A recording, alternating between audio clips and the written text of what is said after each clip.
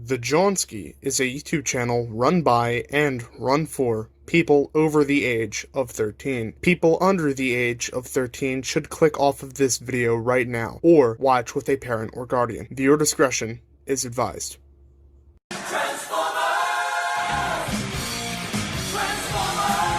Militus freaking today, militiamen. My name is King Prime and welcome back to another video here on the YouTube channel.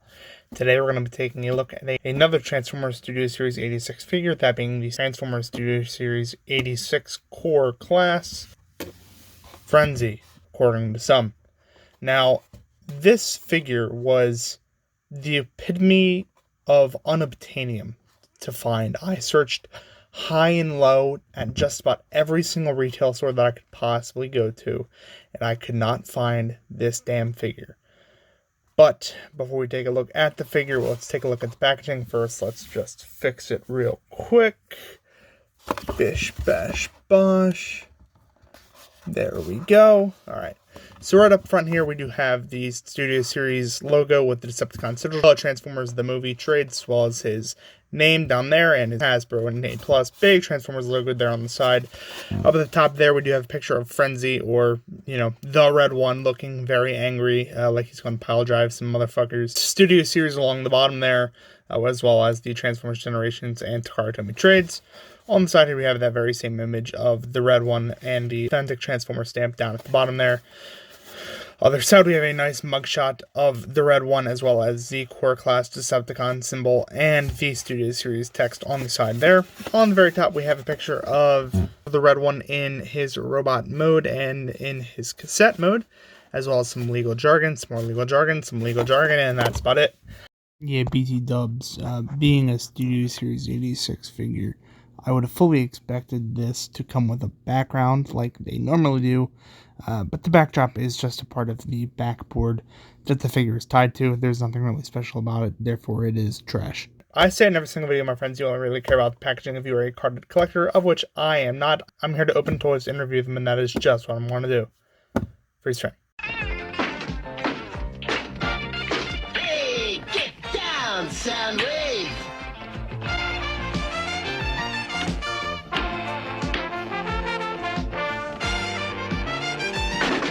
Laserbeak want a cracker? Freeze frame unfreeze, and here is the red one out of the packaging. But before we take a look at the figure itself, let's take a look at its accessories. So first off here we do have a pair of the pile driver Johns that humanoid looking Decepticons use to pile drive stuff. Now, not too much detail here other than the fact that they are red and black. And some nice greebling there along the sides, but no real substantial detail other than these, giant gaps and these black chasms that you can use to attach to the figure. You just got to fold in each hand, and then bring up the pile drivers. And there you have the red one ready to, cause some mayhem or some such.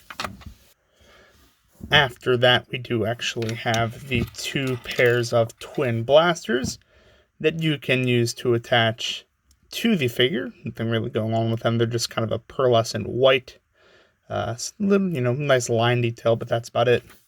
And of course, these can attach in two ways. You can either attach them to the sides of the arms, like so, or you can just attach them to the back using these pegs. Just tab them in there, and there you go. That's how I always have these things displayed on these figures. But moving along to the figure itself, it does actually have some fantastic detailing.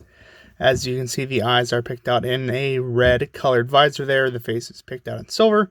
There is some gold there on the chest and on the crotch. There's a Decepticon symbol there, which is very small, but as you can see, it is just there.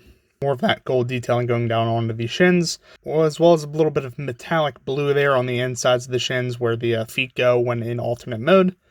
Coming around to the back here, you do have more of that blue in a much richer shade. That will kind of become the face of the cassette once transformed. But other than that, that is pretty much it for the detailing. Onto the articulation, you'd have a very nice ball joint at the head, but it does always want to kind of fall backwards because there's a giant chasm where the head will store in the alternate mode. There are hinges here on the sides of the arms for the transformation, but the arms are on a ball joint and have a full range of motion at the shoulder proper. They're just a little bit hindered by the guns when they are attached. Nothing at the elbow, unfortunately, and nothing at the wrist, just an in and out joint for the transformation. Nothing at the waist, but you do have a swivel and a hinge at the hip, so you can get that far forward, that far back, and really far out, mainly, again, for the transformation. You do have a knee bend, which is very good due to, again, the transformation, as well as a knee swivel, because this is on a ball joint. And you get an up and down at the foot. So that's about it for the articulation of this figure. Let's bring in some other Transformers so we can show you exactly how the red one stacks up against other figures. Freeze frame.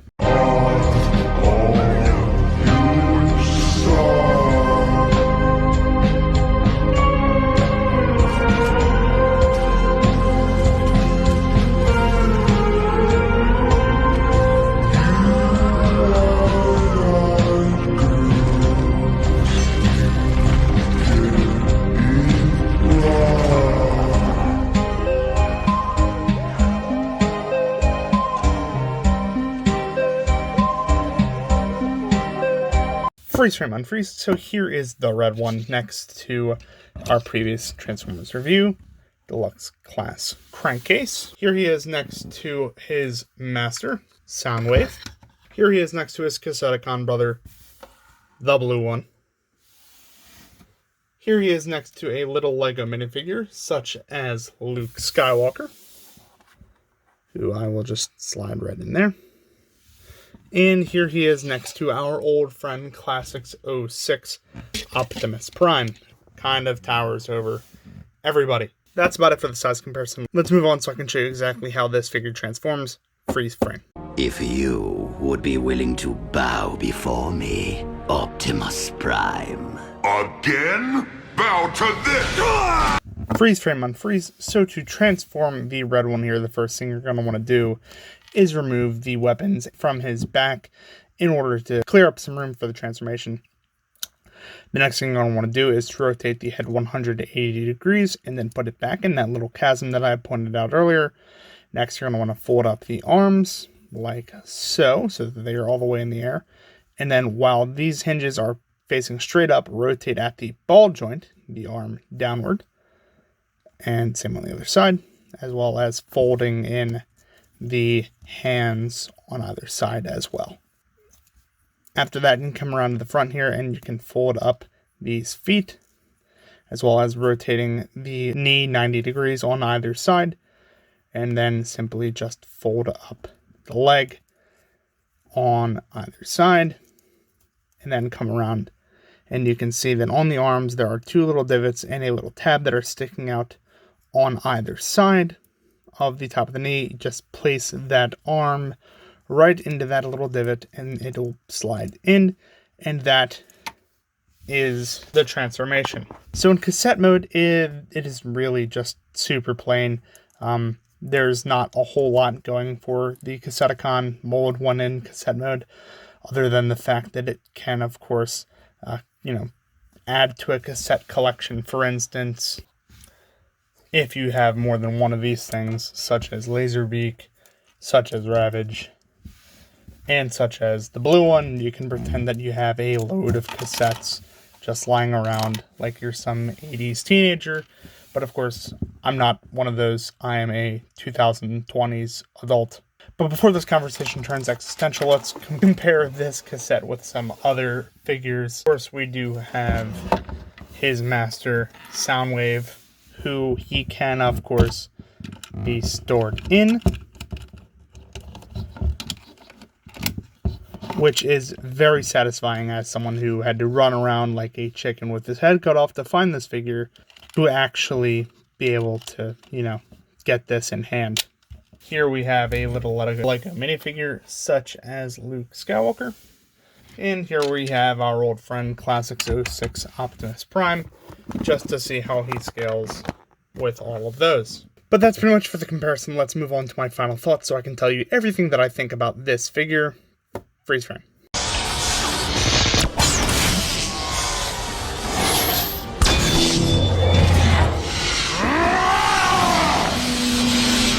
Freeze frame unfreeze. So overall, this figure is, again, just okay. I said this in the blue one review, which if you haven't seen, you should go watch. This figure does suffer a little bit from a lack of certain posability, like I said previously, in the elbows and in the wrists, but I understand that at a core class scale that becomes harder to do. I still would just like to see it, with this being a part of the Studio Series 86 line. It is something that should be standard. Also, this figure was incredibly difficult to find. It took me a good 2 months of searching after this figure's release to eventually find it, and even then afterwards, about a couple weeks now since I found this figure, I still have only found 2 instances other than this one. But crappy reviews notwithstanding, if you are a fan of Frenzy or the Cassetticons, Soundwave, Transformers, the Decepticons, Transformers in general, make sure you share this video with your friends, share this video with your Facebook groups, all that good stuff. If you like the content, make sure you like, comment, and subscribe down below. It keeps helping the channel grow, it keeps helping me crank out this content.